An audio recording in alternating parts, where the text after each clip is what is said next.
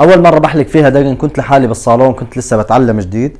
كنت اجي قبل المعلم والشغيل بتقريبا ساعه بنظف بمسح المري، بنظف القزاز وبرتب البضاعه لبين ما يجي المعلم والشغل. طبعا انا قبل ما ادخل الحلاقه كنت اشتغل خياط نسائي وقطعت شوط كبير منها، يعني ضليت تقريبا سنتين ونص بلشت اتعلم. بعدين تركتها، حسيت حالي نفسيا هيك ماني مرتاح وماني حاب اكمل بهي المهنه، فكنت حاب اني ادخل بالحلاقه. فدخلت تقريبا عمري 15 سنه، وحسيت حالي مثل اللي بدأ من الصفر، يعني راحوا سنتين ونص 3 عليه، لازم هسه انا معلم. فصرت اشجع حالي اني لازم اتعلم باسرع وقت. فذاك اليوم اجاني زبون كان مستعجل كثير، بده يحلق دقن، بده يروح يتصور، يطلع جواز، يطلع هويه.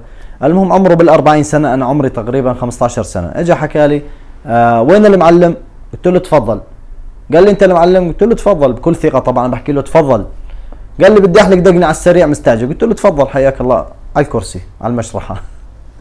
المهم فات الزلمه قعد، كانت لحيتي طالعه خفيف فمبين اني كبير، يعني معبي مركزي، تعرف انت يعني مبين علي معلم. المهم جبنا طاسه الدقن وبلشنا نرغي بالدقن، غيرنا الشفر لحد الان الامور تمام وشغال معلم يعني الزلمه. سحبنا اول يعني مشينا بالشفر لحد منطقه السكسوكه ورحت شامطه هذاك الجرح. طبعا انا جرح فتحت له اياه فتح صار له مثل الباب ما شاء الله، هيك بفتح بفتحه وبيسكر. المهم الزلمه نقز هيك عن الكرسي، لك شو هذا؟ قلت له شو يا زلمه انت تحركت؟ وانا تحركت ما شاء الله، هو راسه كبير يعني مثل الصخره ما تحرك، بس انا جرحته. بس بدي ابين له انه هو غلطان، يعني انا معلم بكل ثقه، يعني قاعد بحكي له يا زلمه انت تحركت وكذا وانا قاعد بشتغل نظامي. قال لي شو النظام يا زلمه؟ انا راسي ما حركته، انت اللي جرحتني، انت اللي مانك عرفان تمسك الموس. قلت له يا زلمه انت تحركت. المهم تحركت ما تحركت، الزلمه ما عاد يقعد على الكرسي، صار بده يقوم، بده يطلع نص حلاقه، بده حدا يكمل له، ما في حدا غيري بالصالون. عم شو المصيبه، والزلمه مستعجل. بنحط المحرمه بتنزل مع الدم هيك، وصل الدم يا حرام لصدره. تقول لي طعنه مو جارحه. الزلمه يعني انحط تحت الامر الواقع، ما في حدا يكمل له غيري يعني. فقال لك شو بدي اسوي؟ بدي اكمل، بدي اخلص، بدي اروح. قال لي كمل له الجهه الثانيه بس شوي شوي. فصرت احكي له انت تحركت ما تحركت؟ قال لي شو تحركت يا زلمه؟ الحق مو عليك، الحق على اللي دلاني عليك وحكى لي عنكم شاطرين. قلت له يا زلمه ما صار شيء، هو جرح صغير. شو الجرح صغير؟ الدم وصل لحلقه يا حرام. بحط المحرمه بتنزل لتحت مع الدم.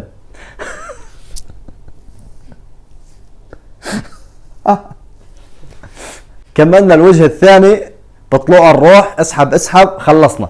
طبعا الزلمه ايده على قلبه لا اروح اشمط الجرح الثاني.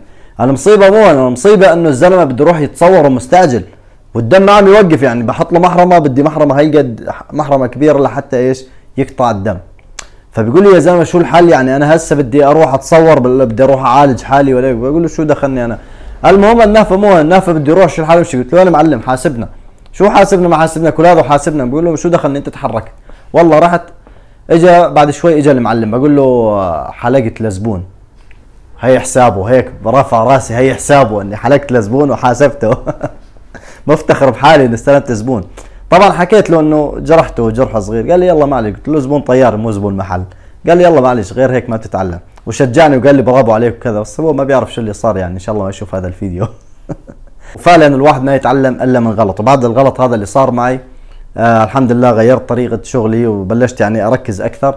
وشي طبيعي انه الواحد بيغلط في بداية المهنة واي شغلة بيشتغلها، كلنا غلطنا، الكبير والصغير الكل بيغلط، بس الغلط انك تظلك على الغلط، ما تتعلم من غلطك.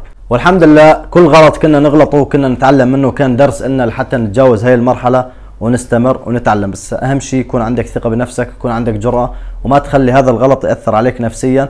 وشيء طبيعي ان نغلط، وما تصدق انه في حدا ما يغلط، ولو انت غلطت معلش تجاوز هذا الغلط وخليه درس إلك، واشتغل بطريقة ثانية حتى تتعدى هاي المرحلة وتتعلم بأسرع وقت وتصير من المحترفين. وإذا عجبكم هذا النوع من الفيديوهات اكتبوا لنا بالتعليقات لحتى انزل لكم الفيديو الجاي، راح يكون عن لما قصيت إذن الزبون. اكتبوا لنا بالتعليقات اللي صار معه أي موقف في بداية المهنة. تحياتي لكم جميعا، سلام.